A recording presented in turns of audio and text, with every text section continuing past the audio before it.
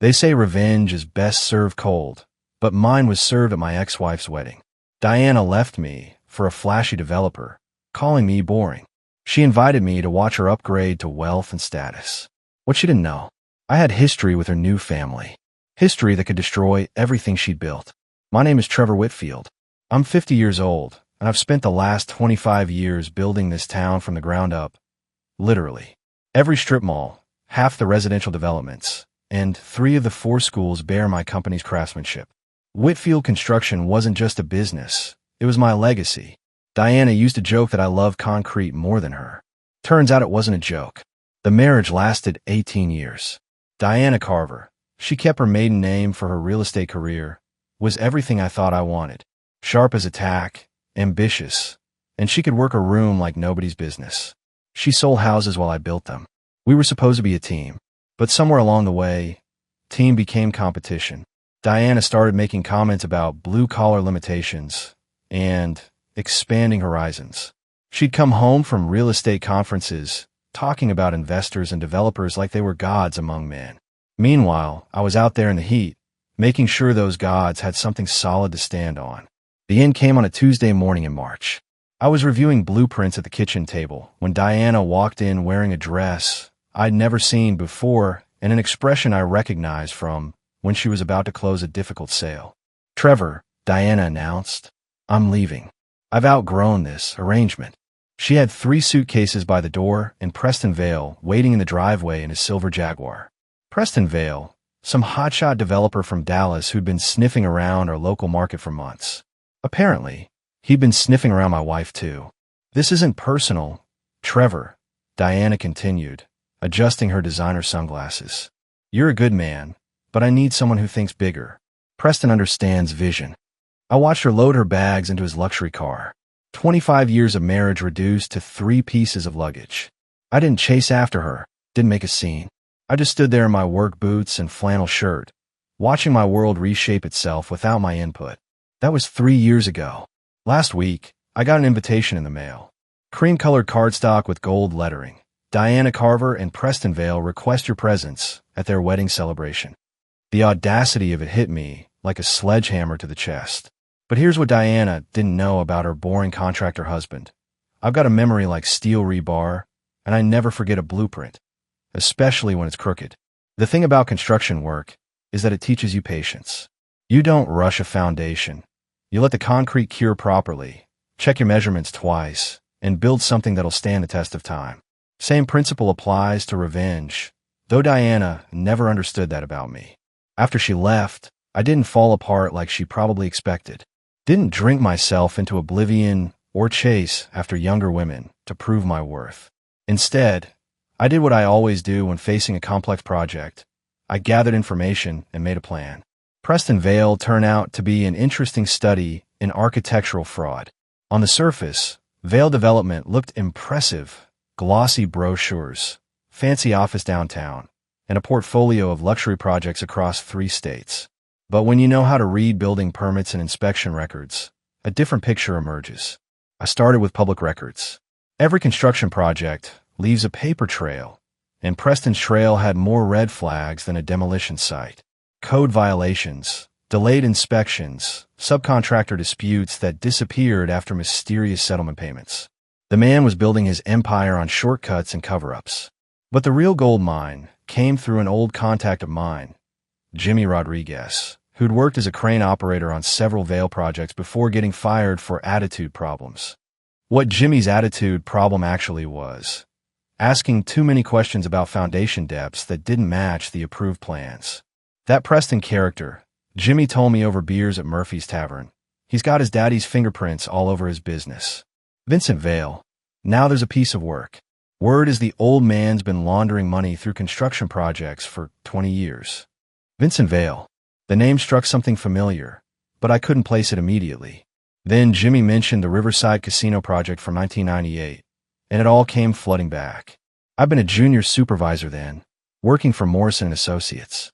We'd been contracted to do the structural work on what was supposed to be a legitimate entertainment complex.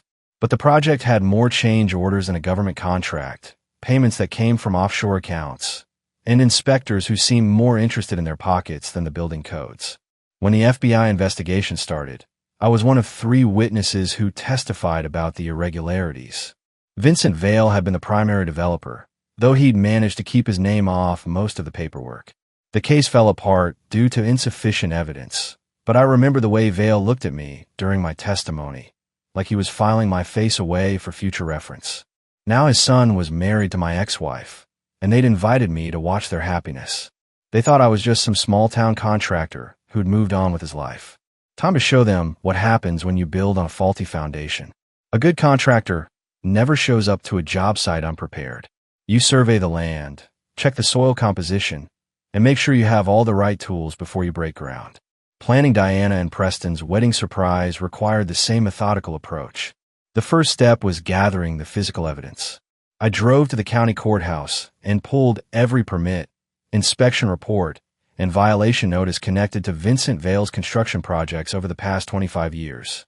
What I found was a pattern of systematic fraud disguised as legitimate development. The Riverside Casino project had been just the tip of the iceberg. Vale had been involved in at least 12 major construction frauds, using shell companies and dummy corporations to hide his involvement. Each time, when investigations got close, key witnesses would suddenly change their testimony or evidence would mysteriously disappear. But Vincent made one mistake. He kept the same accountant throughout all his schemes. Gerald Hoffman, CPA, had been signing off on Vale's cookbooks for decades. And Gerald Hoffman had a weakness: gambling debts that made him vulnerable to pressure. I found Hoffman at the track on a Thursday afternoon, looking like a man who'd bet his last dollar on a 3-legged horse.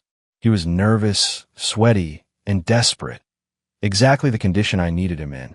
"Gerald," I said, sliding into the seat next to him. "Trevor Whitfield. We need to talk." His face went white when he recognized me. "Listen, whatever Vincent told you about me." "Vincent didn't tell me anything," I interrupted.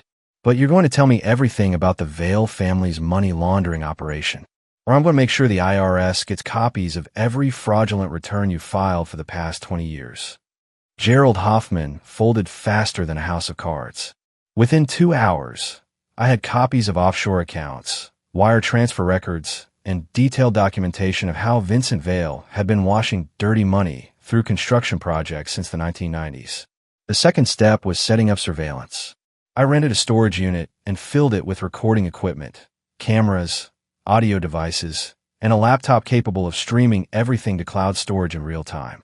If Vincent Vale tried to silence me like he had other witnesses, there would be evidence he couldn't make disappear. The final step was the most important: making sure Diana would pay for choosing greed over loyalty.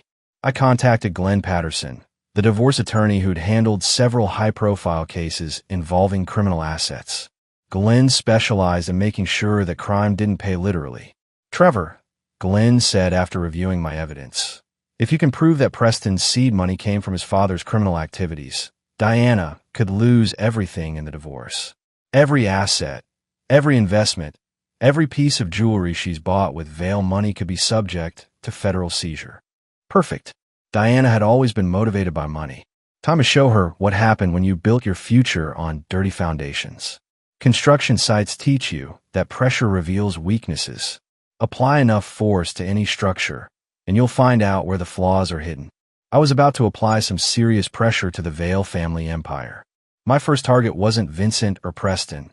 It was Wesley Marsh, Vincent's so-called problem solver. Every criminal organization has someone who handles the dirty work, and Marsh had been Vincent's go-to guy for witness intimidation and evidence disposal for over a decade. Marsh wasn't hard to find. Men like him think they're invisible, but they leave tracks everywhere. Parking tickets, credit card receipts, security camera footage. It all builds a pattern if you know how to look. I tracked him to a dive bar on the wrong side of town, the kind of place where cash talks and questions don't get asked. I walked in wearing my work clothes, steel-toed boots, canvas jacket, and the kind of confident stride that comes from 25 years of managing construction crews. Marsh was sitting alone at the end of the bar, nursing a whiskey and checking his phone. "Wesley Marsh," I said, sliding onto the stool next to him. "I'm Trevor Whitfield. I think it's time we had a conversation." Marsh's hand moved toward his jacket, but I was faster.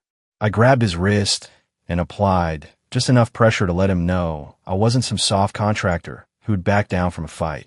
"Easy there, Wesley," I said calmly. "I'm not here to cause trouble. I'm here to offer you a business proposition." Marsh's eyes narrowed. "What kind of proposition?" I pulled out a thick envelope and set it on the bar. Inside this envelope is enough evidence to put Vincent Vale away for the rest of his life. Money laundering, construction fraud, witness tampering, the whole 9 yards. The FBI would love to get their hands on this information. Marsh tried to grab the envelope, but I was quicker. "Not so fast.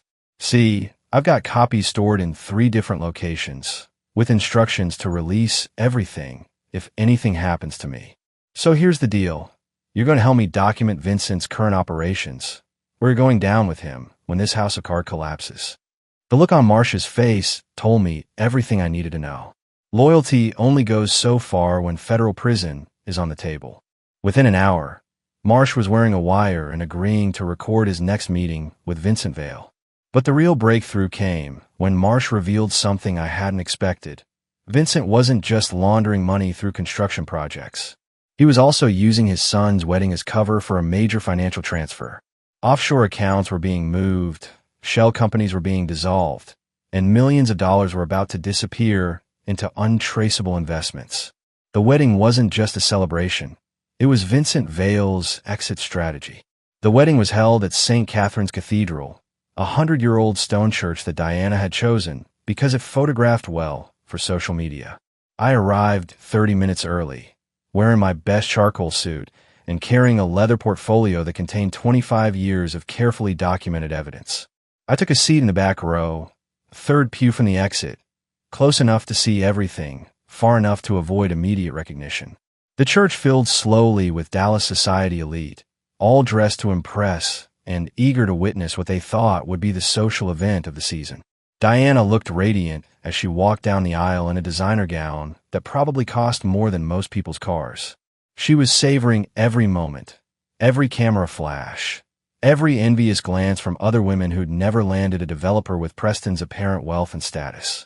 Preston stood at the altar looking confident and satisfied, like a man who just closed the biggest deal of his life. He had no idea that his father's criminal empire was about to collapse around him, taking Diana's dreams of luxury with it. But it was Vincent Vale who caught my attention. He sat in the front row, impeccably dressed in a $1,000 suit, scanning the congregation with the practiced eye of a man who'd spent decades watching for threats. His security team, 3 men I recognized as Wesley Marsh and 2 associates, were positioned strategically around the church. When Vincent's eyes swept across my section, he paused. For a moment, our gazes locked across 25 years of silence and secrets. I watched the color drain from his face as recognition hit him like a sledgehammer to the chest. He turned immediately to Preston and whispered something urgent in his ear. Preston's confident smile faltered as he looked in my direction, confusion replacing certainty. Vincent stood abruptly and walked toward Preston, his movements sharp and deliberate. "We need to talk. Now." Vincent's voice carried across the church, cutting through the organ music and wedding chatter. The congregation stirred uneasily. Diana stopped mid-aisle, her perfect smile freezing as she realized something was terribly wrong. The photographer kept clicking, capturing what he thought were candid moments of pre-ceremony excitement. Preston looked from his father to me, then back to his father. "What's going on, Dad? Who is that man?" Vincent grabbed Preston's arm and pulled him toward a side chapel, away from the curious stares of 200 wedding guests. Diana stood alone in the center aisle, her bouquet trembling in her hands as whispers began rippling through the pews. I remained seated, calm and patient, watching the foundation of their perfect day begin to shift and settle. In construction, once structural integrity is compromised, collapse is inevitable. The only question is how much damage it will cause on the way down. Wesley Marsh had positioned himself near the main exit, his hand inside his jacket. Our eyes met briefly, and I gave him a slight nod. He knew what was coming next. The side chapel where Vincent had dragged Preston was supposed to be private, but the church's acoustics carried their heated conversation directly to my location. 25 years of construction work had taught me to listen for structural stress, and the Vale family was about to suffer a complete foundation failure. "That man is Trevor Whitfield," Vincent hissed at his son. He's the contractor who testified against me in the Riverside Casino investigation. If he's here, it means he knows everything. Preston's voice rose in panic. Knows everything about what? Dad, what are you talking about? The money, you idiot. The seed capital for Vail Development, the offshore accounts, the construction frauds, all of it. If Whitfield has evidence, we're finished. I stood slowly and walked toward the chapel, my footsteps echoing in the sudden silence. Diana watched me approach, her face a mixture of confusion and growing terror. The wedding guests were murmuring among themselves, sensing that something had gone catastrophically wrong. Vincent, I called out as I reached the chapel entrance. We need to finish that conversation we started in 1998. Vincent emerged from the chapel with Preston beside him, both men looking like they'd seen a ghost. Vincent's carefully maintained composure had shattered, revealing the desperate criminal underneath the expensive suit. Whitfield, Vincent said, his voice tight with barely controlled rage. You should have stayed buried in whatever small town hole you crawled out of. I never left, Vincent, I replied calmly. I've been right here, building this community, while you've been tearing it down with your dirty money and criminal schemes. Preston stepped forward, his wedding confidence completely gone. I don't understand what's happening here. Dad, tell me this man is lying. I opened my portfolio and pulled out a thick stack of documents. Your father has been laundering money through construction projects for 25 years, Preston. Every dollar that built Vail Development came from criminal activities. Every project, every investment, every luxury you've enjoyed, all of it paid for with dirty money. Diana's bouquet fell to the floor as the implications hit her. Her voice came out as a whisper. The prenup. That's right, Diana, I said, turning to face my ex-wife. Remember that clause about criminal asset forfeiture? If Preston's money came from illegal sources, you don't get a penny in the divorce. You traded our marriage for a life built on lies and stolen money. Vincent's hand moved toward his jacket, but Wesley Marsh stepped forward from his position near the altar. Don't even think about it, Vincent, Marsh said loudly. The FBI is already on their way. This whole conversation is being recorded and transmitted to federal agents. The church erupted in chaos. Wedding guests scrambled for exits. The photographer kept shooting pictures, and Diana collapsed into a pew, her designer dress crumpling around her like a deflated balloon. Preston grabbed his father's arm. Dad, please tell me this isn't true. Please tell me our whole life isn't built on lies. Vincent looked at his son with something that might have been regret, then at me with pure hatred. You've destroyed everything, Whitfield. 25 years of planning, gone because of your stubborn righteousness. No, Vincent, I replied, standing tall and unshaken. You destroyed everything the moment you chose crime over honest work. I just made sure the consequences finally caught up with you. The church had turned into a crime scene within minutes. FBI agents were handcuffing Vincent and Preston while wedding guests fled through every available exit. Diana sat frozen in her designer gown, watching her dreams of wealth and status evaporate like steam from hot concrete. But the real drama was yet to come. Diana suddenly stood up, her face twisted with rage, and charged toward me with her bouquet raised like a weapon. You destroyed everything. Diana screamed, swinging the flowers at my head. 25 years of marriage meant nothing to you. You couldn't stand seeing me happy. I caught her wrist easily, my grip firm but controlled. Diana, this has nothing to do with our marriage.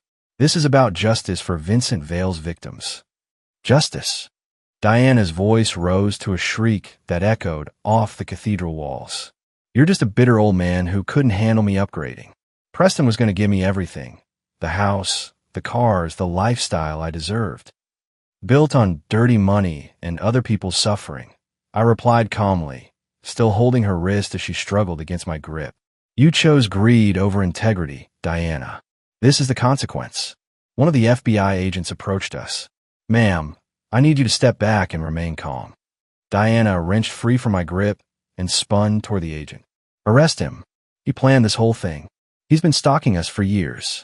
Agent Rodriguez looked at Diana with the patience of someone who'd dealt with hysterical civilians before. Ma'am, Mr. Whitfield is a cooperating witness in a federal investigation. He's committed no crime. Cooperating witness. Diana's voice broke as the full implications hit her. You've been working with the FBI? For 6 months, I confirmed. Ever since I discovered that Preston's seed money came from his father's construction frauds. Every meeting, every transaction, every criminal conspiracy, all documented and recorded. Diana's legs gave out, and she collapsed back into the pew. The reality was sinking in. Not only was Preston facing federal prison, but their prenuptial agreement meant she would walk away with nothing. No house, no cars, no bank accounts, just the debt from an elaborate wedding that would never be legally recognized. Wesley Marsh was being led away in handcuffs, but he caught my eye and nodded respectfully. Even criminals understood the value of a man who kept his word and followed through on his promises. Preston stood near the altar in handcuffs, looking completely broken. "Diana," he called out desperately. "I didn't know about any of this. You have to believe me." Diana didn't even look at him. She was staring at me with a mixture of hatred and grudging respect. "You planned this for years, didn't you, Trevor?" "I planned to build a life with you, Diana," I replied honestly. "When you chose to destroy that, I built something else instead. A case that would make sure Vincent Vale finally paid for his crimes." The FBI was leading Vincent past our pew when he stopped and glared at me with pure venom. "This isn't over, Whitfield. Men like me have long memories and longer reach." I stood up to my full height and looked Vincent Vale directly in the eyes. "Men like you have been threatening me for 25 years, Vincent. I'm still here, and you go to federal prison. I'd say my reach is longer than yours." The aftermath of a construction project always requires a final inspection, checking that everything was built to specifications and that all safety standards were met. The collapse of Vincent Vale's criminal empire needed the same thorough review. 3 weeks after the wedding disaster, I was sitting in FBI agent Rodriguez's office, reviewing the final details of the case that had consumed 6 months of my life. The evidence I'd gathered with Wesley Marsh's cooperation had led to a federal indictment that would put Vincent away for 20 years minimum.